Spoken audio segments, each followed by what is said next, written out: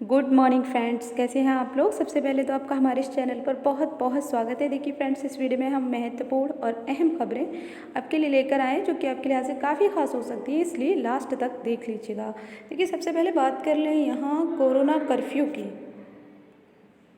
तो corona curfew 10 मई तक बढ़ा, यानी कि कोरोना संक्रमण की रफ्तार रोकने के लिए मुख्यमंत्री योगी आदित्यनाथ ने राज्य में कोरोना कर्फ्यू 10 मई की सुबह 7 बजे तक बढ़ा दिया है। इस आंशिक कोरोना कर्फ्यू में स्वास्थ्य संबंधी कार्यों के लिए पूरी छूट रहेगी। औद्योगिक गतिविधियां, ई कॉमर्स से संबंधित जो कार्य हैं चलते रहेंगे। राशन वितरण और टीकाकरण का काम भी होता रहेगा। तो ये सारी बातें हैं और अलग अलग गाइडलाइन जारी कर दी गई है। तो DRDO का कोविड अस्पताल भी शुरू, ये पूरी बातें आप यहाँ देख सकते हैं। और लिखा है मुख्यमंत्री योगी आदित्यनाथ ने लखनऊ के अवध शिल्पग्राम में बने DRDO के 500 बेड के कोविड अस्पताल का बुधवार को उद्घाटन किया। तो ये संबंधित खबरें आप देख सकते हैं। लिखा है, उन्होंने कहा कि आंशिक कोरोना कर्फ्यू के दौरान रेहड़ी पटरी व्यवसायियों, ठेला लगाने वालों, दैनिक श्रमिकों आदि के भरण पोषण के लिए सामुदायिक भोजनालयों का संचालन प्रारंभ कर दिया जाए। कंटेनमेंट जोन में केवल डोर स्टेप डिलीवरी व्यवस्था ही आपूर्ति होगी। औद्योगिक इकाइयों में भोजन आदि की ज़रूरत के अनुसार प्रबंध रहे। कोई भी व्यक्ति भोजन के अभाव में परेशान न हो, इसे सुनिश्चित किया जाए। दूसरी खबर आप ये देख सकते हैं, कोरोना कर्फ्यू में स्थगित हों TGT प्रवक्ता के आवेदन। अब देखिए ये किस तरीके की मांग उठाई जा रही है। अगर ये मांग उठ रही है या फालतू में इस तरीके की न्यूज़ दे दी है, तो ये सरकार की भी कुछ चालें रहती हैं कि बस ये मांगें उठती रहें कि आवेदन स्थगित हो या आवेदन की डेट बढ़ाई जाए। ठीक है, बढ़ाई आपने, अच्छी बात है, लेकिन अब बार बार बस फॉर्म ही भरवाते रहेंगे और एग्ज़ाम का तो कुछ अता पता ही नहीं है। और अब ये तो अलग ही टाइप का मसला हो गया। कोरोना कर्फ्यू में स्थगित हों TGT प्रवक्ता के आवेदन। सोचिए, अब स्थगित होंगे, फिर बाद में ये फिर से आवेदन कराएंगे, तो मतलब इनका एग्ज़ाम कराने का अभी मन है ही नहीं इस ईयर, ऐसा लग रहा है। और कोरोना इनके लिए एक वजह बन चुका है, तो ये तो इनके लिए बहुत अच्छी बात है। हम लोगों के लिए बहुत अच्छी बात नहीं है। बहुत लोग ये सोच रहे होंगे ठीक है हम नहीं होने देंगे एग्ज़ाम। अरे सरकार तो खुद ही चाह रही है एग्ज़ाम ना हो। तो आप ये देख सकते हैं, लिखा है अभ्यर्थियों ने उत्तर प्रदेश माध्यमिक शिक्षा सेवा चयन बोर्ड से आवेदन प्रक्रिया रोकने की मांग उठाई। अब ये उठाई है या नहीं ये तो नहीं पता, लेकिन पेपर में ऐसा लिखा है। और स्थगित क्या मतलब, फॉर्म तो घर से भी भर सकते हैं, इसमें क्या दिक्कत है। ऑनलाइन फॉर्म भरे जा रहे हैं, तो ये पूरी बातें आप ये देख सकते हैं। लिखा है अभ्यर्थियों ने चयन बोर्ड से कर्फ्यू के दौरान ऑनलाइन आवेदन प्रक्रिया स्थगित कर कोरोना की स्थिति में सुधार होने के बाद ऑनलाइन आवेदन शुरू करने की मांग की। अब सोचिए, अब कब सुधरेगी स्थिति। सितंबर अक्टूबर में जाकर फॉर्म भरे जाएंगे, तो फिर इस साल तो एग्ज़ाम होना बिल्कुल भी नहीं मुमकिन होगा फिर इस तरीके की अगर ऐसी बात होगी तो। और लिखा है कि ऑनलाइन आवेदन के पोर्टल पर लगातार परेशानी की शिकायत के बाद चयन बोर्ड अब तक 3 बार अंतिम तिथि बढ़ा चुका है। इसके बाद भी आवेदन प्रक्रिया गति नहीं पकड़ पा रही है। व्यक्तियों का कहना है कि मार्च से ही प्रदेश में लगातार कोरोना तेजी से बढ़ रहा है। ऐसे में प्रदेश के अधिकांश अभ्यर्थी आवेदन नहीं कर पा रहे हैं। इधर प्रतियोगी मोर्चा की ओर से आवेदन प्रक्रिया कोरोना संकट के दौरान स्थगित करने की मांग की गई है। अब मांग की गई है नहीं की गई, लेकिन अगर ये मांग भी की गई है तो बहुत गलत है। ऐसा नहीं है, मांग नहीं होनी चाहिए ये बात। ठीक है, चलिए देख लेते हैं अगली खबर। मराठा आरक्षण निरस्त, तो 50% से ज़्यादा कोटा असंवैधानिक, सुप्रीम कोर्ट ने कहा समानता के अधिकार का उल्लंघन। तो आप ये देख सकते हैं, सुप्रीम कोर्ट ने बुधवार को अहम फैसले में मराठा आरक्षण को निरस्त कर दिया। अदालत ने महाराष्ट्र सरकार के फैसले को असंवैधानिक करार देते हुए इसे उच्च शिक्षा व नौकरियों में दिए गए कोटे को आरक्षण की अधिकतम सीमा यानी 50% का उल्लंघन बताया। तो ये खबरें भी आप देख सकते हैं। MTS 2019 के अभ्यर्थियों को अभी तक नहीं मिली नियुक्ति, तो चयन के बाद अभ्यर्थियों को नहीं बांटे गए विभाग, देरी पर उठे सवाल। तो ये बातें हैं, ये चीज़ें बहुत गलत हैं कि जब इंसान का सिलेक्शन हो जाता है और ऊपर से वेरिफिकेशन भी हो जाए और भी सारी फॉर्मेलिटीज़ पूरी होने के बाद भी जब ज्वाइनिंग ना मिले, तो ये बड़ी दिक्कत वाली बात होती है। और यहाँ भी आप ये दिक्कत देख सकते हैं। लिखा है कि परिणाम घोषित करने के बाद चयनित अभ्यर्थियों को अभी तक विभाग का आवंटन नहीं किया गया। विभाग आवंटन के बाद ही नियुक्ति प्रक्रिया आगे बढ़ सकेगी। विभाग का आवंटन नहीं होने से चयनित अभ्यर्थी नौकरी के इंतजार में भटक रहे। विभाग आवंटन एवं नियुक्ति की मांग को लेकर अभ्यर्थियों ने ट्विटर पर अभियान भी शुरू किया है। तो देखिए सभी लोग कि ट्विटर पर ये लोग अभियान शुरू कर रहे हैं। देखिए जो भी है, अभी इस टाइम सोशल मीडिया एक बेहतर मंच हो सकता है। ऐसे में जब धरना ना हो सकता हो या डायरेक्ट कांटेक्ट ना किया जा सके, तो ट्विटर है और भी जैसे मान लो मेल है, ईमेल है या फिर जन सुनवाई ऐप है, बहुत सारे ऐसे माध्यम हैं जहां हम मतलब अपने डिजिटल माध्यम से अपनी शिकायतों को पहुंचा सकते हैं, अपनी आवाज़ को एक मुद्दा बनाकर उठा सकते हैं, लेकिन उसमें एकजुटता होनी चाहिए।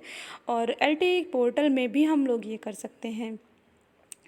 लिखा है एमटीएस के लिए चयनित अभ्यर्थियों की ओर से hashtag SSC MTS 2019 department allocation के साथ ट्विटर पर अभियान चलाया गया। चयनित अभ्यर्थियों का कहना है कि आयोग की ओर से परिणाम घोषित होने के 20 दिन के भीतर विभाग का आवंटन करके नियुक्ति प्रक्रिया शुरू कर दी जाती है। एमटीएस 2019 का परिणाम 6 मार्च 2021 को घोषित होने के 2 महीने बाद भी विभाग आवंटन की कोई जानकारी नहीं है। तो इनका तो मार्च में हुआ है और हम लोगों का तो देखिए अक्टूबर से अब क्या मई आ गया, तो 7 महीने बीतने के बाद भी कोई ख़बर तक नहीं। तो ये टेंशन करने वाली बात होती है। और ये लोग कह देते हैं कि अरे ऐसे टाइम में आपको ज्वाइनिंग की पड़ी है, तो ज्वाइनिंग की क्यों नहीं पड़ेगी? ज्वाइनिंग हो या ना हो, लेकिन ज्वाइनिंग की प्रोसेस तो स्टार्ट हो, और ज्वाइनिंग की प्रोसेस स्टार्ट होगी तभी ज्वाइनिंग होगी जुलाई में जाकर, वरना जुलाई में ज्वाइनिंग नहीं होगी। आप लोग एकजुट हो जाइए और मुद्दा उठाइए। और विकी खान जी से तो हम लगातार संपर्क कर रहे हैं, अपने जिस तरीके से बात करनी चाहिए वो सब मैं कर रही हूँ, बाकी आप लोग अपने स्तर से कीजिए। और सब लोगों को एकजुटता होना ज़रूरी है। अभी ट्विटर पर ही ट्वीट अभियान शुरू कर दीजिए, तो वो भी आप लोग नहीं कर पा रहे हैं और कोई एकजुट नहीं है, बिल्कुल भी नहीं है। सब लोग मतलब फालतू की बातें हैं, समझ में नहीं आता किसी को। और शिक्षक संघ ने की मार्च और अप्रैल के वेतन भुगतान की मांग। शिक्षक विधायक ने कहा डीआईओएस सप्ताह भर में कराएं वेतन भुगतान। तो ये पूरी बातें आप देख सकते हैं। तो ये वेतन नहीं मिला है और संगठन आंदोलन करेगा। संघ की बैठक में कहा गया सरकार कोरोना संक्रमण के बीच पंचायत चुनाव मतगणना में शिक्षकों से ड्यूटी करा ली गई, लेकिन 2 महीने से शिक्षकों को वेतन नहीं मिल रहा। शिक्षक संघ का कहना है कि होली के पहले वेतन देने का आदेश जिले में हवाई साबित हुआ। अभी तक सहायता प्राप्त माध्यमिक विद्यालयों के शिक्षकों को मार्च का वेतन नहीं मिला। सरकार के सॉफ्टवेयर बदलने और जिला विद्यालय निरीक्षक कार्यालय की शिथिलता के कारण वेतन मिलने में विलम्ब हो रहा है। तो ये सारी दिक्कतें बहुत ज़्यादा बड़ी प्रॉब्लम्स हैं कि ज्वाइनिंग हो जाती है तो फिर वेतन के लिए लड़ना पड़ता है। यहाँ हर कदम पर लड़ाई लड़नी है, समझ लीजिए। ये इस गवर्नमेंट में यही सब हो रहा है। और केंद्रीय विद्यालयों में 20 जून तक ग्रीष्मावकाश। कोविड के चलते केंद्रीय विद्यालय संगठन ने की घोषणा। तो आप ये पूरी भी खबर देख सकते हैं। अब ये देखिए लिखा है 30 साल से खाली पड़े हैं बहुउद्देशीय स्वास्थ्य कार्यकर्ताओं के 7,500 पद। हाईकोर्ट ने अपर मुख्य सचिव चिकित्सा स्वास्थ्य को दिया है नोटिस। 540 पदों के लिए 3 बार हुई परीक्षा, फिर भी नहीं हुई भर्ती। तो ये बड़ी लापरवाही है। संक्रामक रोगों की रोकथाम में सहयोग के लिए सृजित हुए थे 9,080 पद। तो ये पूरी खबर भी देख सकते हैं। यानी कि प्रदेश में बहुउद्देशीय स्वास्थ्य कार्यकर्ताओं 7,500 पद 30 साल से खाली पड़े हैं। इनमें से 3 बार 540 पदों को भरने के लिए परीक्षाएं हुई, लेकिन अभी तक भर्ती नहीं हो पाई है। इस मामले में स्वास्थ्य कार्यकर्ता हाईकोर्ट की लखनऊ और इलाहाबाद पीठ में कई बात भी दाखिल कर चुके हैं। इस मामले में हाईकोर्ट ने अपर मुख्य सचिव चिकित्सा स्वास्थ्य को नोटिस भी दिया हुआ है। तो ये सारी बातें देख लीजिएगा। और इस टाइम में जो कर्फ्यू चल रहा है, तो उप सचिव से लेकर सीएस स्तर तक के अफसर रोज़ दफ्तर आएंगे। तो ऐसा नहीं है कि सारे काम बंद हो जाएंगे। अनुसचिव और कर्मचारी 50% रोस्टर के अनुसार बुलाए जाएंगे। सचिवालय में 3 शिफ्ट में आएंगे कर्मचारी। तो कोरोना कर्फ्यू तो 10 मई तक। अब सभी नगर निगमों में जो है 18 पार वालों को टीका। अगले सप्ताह से 18 से 44 आयु वालों के लिए अभियान होगा तेज। सोमवार सुबह 7 बजे तक जारी रहेगा कोरोना कर्फ्यू। औद्योगिक इकाइयों, मेडिकल सेवा, मेडिकल कर्मियों को ई पास से छूट। 4 करोड़ टीकों के लिए ग्लोबल टेंडर जारी। तो लगातार जो है बढ़ाई गई कोरोना कर्फ्यू की अवधि। तो ये सारी बातें देख सकते हैं यहाँ। और यूपीटीईटी की भी खबर छपी है। बेसिक शिक्षा विभाग ने 15 मार्च को यूपीटीईटी 2020 के आयोजन की समय सारणी तय करते हुए शासनादेश जारी किया था। इसके लिए 11 मई को विज्ञापन प्रकाशित करने के निर्देश थे। वहीं ऑनलाइन आवेदन के लिए रजिस्ट्रेशन 18 मई। तो ये बात है। तो इसमें ये कहा जा रहा है कि अब जो है परीक्षा मतलब कम से कम आवेदन तो लिए जाने चाहिए। तो आवेदन लिए जाने चाहिए। परीक्षा अभी टाइम है, परीक्षा हो सकती है, ऐसी बात नहीं है। तो यानी कि परीक्षा के लिए आवेदन लिए जाएं, ये डिमांड उठ रही है। टाइम तक जब जुलाई में एग्ज़ाम होगा तो उस टाइम तक कंडीशन सुधर भी सकती है। तो अभी एग्ज़ाम में टाइम है, इसीलिए ऑनलाइन आवेदन लेना चाहिए।